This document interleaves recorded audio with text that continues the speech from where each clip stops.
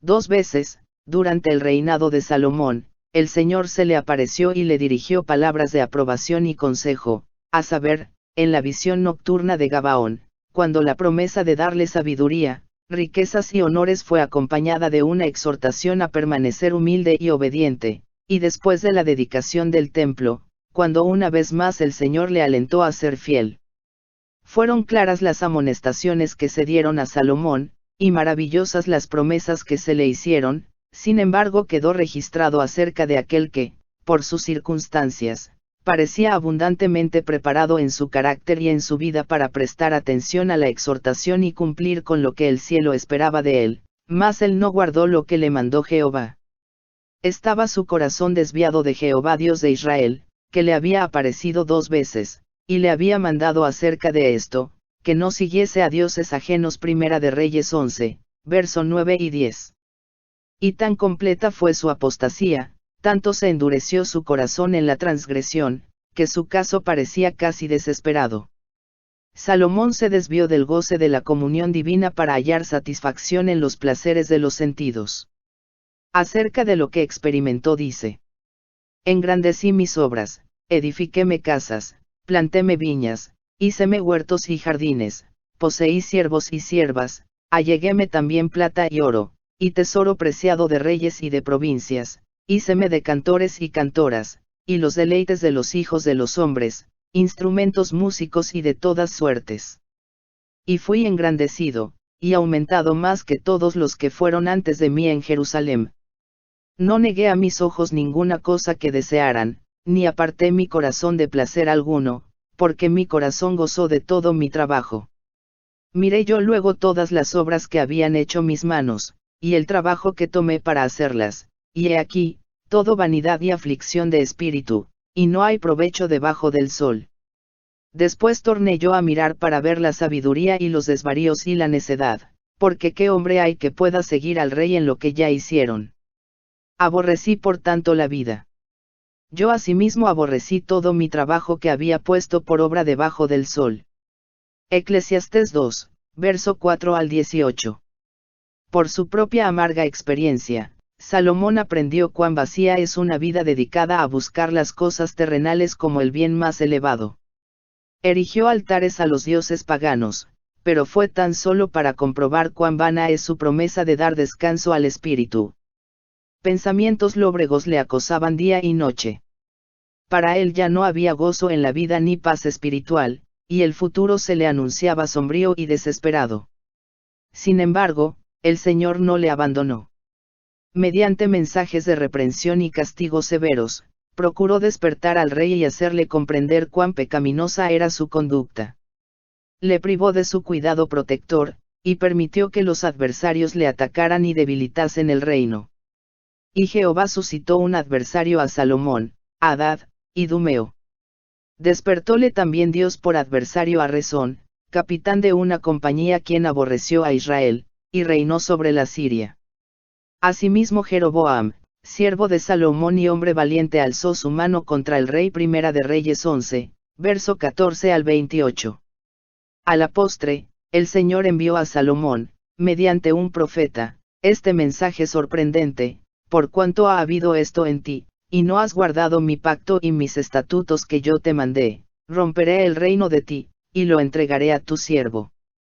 Empero no lo haré en tus días, por amor a David tu padre, romperélo de la mano de tu hijo. Primera de Reyes 11, verso 11 y 12. Despertando como de un sueño al oír esta sentencia de juicio pronunciada contra él y su casa, Salomón sintió los reproches de su conciencia y empezó a ver lo que verdaderamente significaba su locura. Afligido en su espíritu, y teniendo la mente y el cuerpo debilitados, se apartó cansado y sediento de las cisternas rotas de la tierra, para beber nuevamente en la fuente de la vida. Al fin la disciplina del sufrimiento realizó su obra en su favor. Durante mucho tiempo le había acosado el temor de la ruina absoluta que experimentaría si no podía apartarse de su locura, pero discernió finalmente un rayo de esperanza en el mensaje que se le había dado. Dios no le había cortado por completo, sino que estaba dispuesto a librarle de una servidumbre más cruel que la tumba, servidumbre de la cual él mismo no podía librarse. Con gratitud Salomón reconoció el poder y la bondad de aquel que es el más alto sobre los altos, Eclesiastés 5, verso 8, y con arrepentimiento comenzó a desandar su camino para volver al exaltado nivel de pureza y santidad del cual había caído. No podía esperar que escaparía a los resultados agostadores del pecado, no podría nunca librar su espíritu de todo recuerdo de la conducta egoísta que había seguido, pero se esforzaría fervientemente por disuadir a otros de entregarse a la insensatez. Confesaría humildemente el error de sus caminos, y alzaría su voz para amonestar a otros, no fuese que se perdiesen irremisiblemente por causa de las malas influencias que él había desencadenado. El verdadero penitente no echa al olvido sus pecados pasados. No se deja embargar, tan pronto como ha obtenido paz, por la despreocupación acerca de los errores que cometió. Piensa en aquellos que fueron inducidos al mal por su conducta, y procura de toda manera posible hacerlos volver a la senda de la verdad. Cuanto mayor sea la claridad de la luz en la cual entró, tanto más intenso es su deseo de encauzar los pies de los demás en el camino recto. No se espacia en su conducta errónea ni considera livianamente lo malo, sino que recalca las señales de peligro, a fin de que otros puedan precaverse. Salomón reconoció que el corazón de los hijos de los hombres está lleno de mal, y de enloquecimiento en su corazón. Eclesiastés 9:3. Y declaró también, porque no se ejecuta luego sentencia sobre la mala obra, el corazón de los hijos de los hombres está en ellos lleno para hacer mal. Bien que el pecador haga mal 100 veces, y le sea dilatado el castigo, con todo yo también sé que los que a Dios temen tendrán bien, los que temieren ante su presencia, y que el impío no tendrá bien, ni le serán prolongados los días, que son como sombra, por cuanto no temió delante de la presencia de Dios. Eclesiastés 8, verso 11 y 13. Por inspiración divina, el rey escribió para las generaciones ulteriores lo referente a los años que perdió, así como las lecciones y amonestaciones que entrañaron. Y así, aunque su pueblo cosechó lo que él había sembrado y soportó malignas tempestades, la obra realizada por Salomón en su vida no se perdió por completo. Con mansedumbre y humildad, enseñó durante la última parte de su vida, sabiduría al pueblo, e hizo escuchar, e hizo escudriñar, y compuso muchos proverbios. Procuró hallar palabras agradables, y escritura recta, palabras de verdad. Escribió, las palabras de los sabios son como aguijones, y como clavos hincados, las de los maestros de las congregaciones, dadas por un pastor. Ahora, hijo mío, a más de esto, sé avisado. El fin de todo el discurso oído es este: teme a Dios, y guarda sus mandamientos, porque esto es el todo del hombre. Porque Dios traerá toda obra a juicio, el cual se hará sobre toda cosa oculta, buena o mala. Eclesiastés 12, verso 9 al 14. Los últimos escritos de Salomón revelan que él fue comprendiendo cada vez mejor cuán mala había sido su conducta, y dedicó atención especial a exhortar a la juventud acerca de la posibilidad de caer en los errores que le habían hecho malgastar inútilmente los dones más preciosos del cielo. Con pesar y vergüenza, confesó que en la flor de la vida, cuando debiera haber hallado en Dios consuelo, apoyo y vida, se apartó de la luz del cielo y de la sabiduría de Dios y reemplazó el culto de Jehová por la idolatría. Al fin, habiendo aprendido por triste experiencia cuán insensata es una vida tal, su anhelo y deseo era evitar que otros pasasen por la amarga experiencia por la cual él había pasado. Con expresiones patéticas escribió acerca de los privilegios y responsabilidades que el servicio de Dios otorga a la juventud. Suave ciertamente es la luz, y agradable a los ojos ver el sol, mas si el hombre viviere muchos años, y en todos ellos hubiere gozado alegría, si después trajere a la memoria los días de las tinieblas, que serán muchos, todo lo que le habrá pasado, dirá haber sido vanidad. Eclesiastés 11, versos 7 al 10. Acuérdate de tu Criador en los días de tu juventud, antes que vengan los malos días, y lleguen los años, de los cuales digas: no tengo en ellos contentamiento. Antes que se oscurezca el sol, y la luz, y la luna y las estrellas, y las nubes se tornen tras la lluvia, cuando temblarán los guardas de la casa. Y se encorvarán los hombres fuertes. Y cesarán las muelas, porque han disminuido. Y se oscurecerán los que miran por las ventanas. Y las puertas de afuera se cerrarán. Por la bajeza de la voz de la muela. Y levantaráse a la voz del ave. Y todas las hijas de canción serán humilladas. Cuando también temerán de lo alto. Y los tropezones en el camino. Y florecerá el almendro. Y se agravará la langosta. Y perderáse el apetito. Porque el hombre va a la casa de su siglo. Y los endechadores andarán en derredor por la plaza. Antes que la cadena de plata se quiebre. Y se rompa el cuenco de oro. Y el cántaro se quiebre junto a la fuente. Y la rueda sea rota sobre el pozo. Y el polvo se torne a la tierra, como era. Y el espíritu se vuelva a Dios, que lo dio. Eclesiastés 12, verso 1 y 7. La vida de Salomón rebosa de advertencias, no solo para los jóvenes sino también para los de edad madura y para los que van descendiendo por la vertiente de la vida hacia su ocaso. Oímos hablar de la inestabilidad de los jóvenes que vacilan entre el bien y el mal, así como de las corrientes de las malas pasiones que los vencen. En los de edad más madura, no esperamos ver esta inestabilidad e infidelidad, contamos con que su carácter se habrá establecido y arraigado firmemente en los buenos principios. Pero no siempre sucede así. Cuando Salomón debiera haber tenido un carácter fuerte como un roble, perdió su firmeza y cayó bajo el poder de la tentación. Cuando su fortaleza debiera haber sido inconmovible, fue cuando resultó más endeble. De tales ejemplos debemos aprender que en la vigilancia y la oración se halla la única seguridad para jóvenes y ancianos. Esta seguridad no se encuentra en los altos cargos ni en los grandes privilegios. Uno puede haber disfrutado durante muchos años de una experiencia cristiana genuina, y seguir, sin embargo, expuesto a los ataques de Satanás. En la batalla con el pecado íntimo y las tentaciones de afuera, aún el sabio y poderoso Salomón fue vencido. Su fracaso nos enseña que, cualesquiera que sean las cualidades intelectuales de un hombre, y por fielmente que haya servido a Dios en lo pasado, no puede nunca confiar en su propia sabiduría e integridad. En toda generación y en todo país, se tuvo siempre el mismo verdadero fundamento y modelo para edificar el carácter.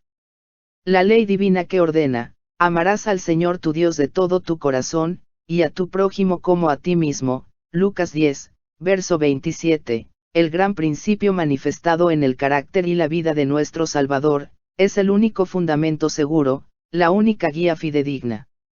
Y reinarán en tus tiempos la sabiduría y la ciencia, y la fuerza de la salvación, Isaías 33, verso 6, la sabiduría, el conocimiento que solo puede impartir la palabra de Dios.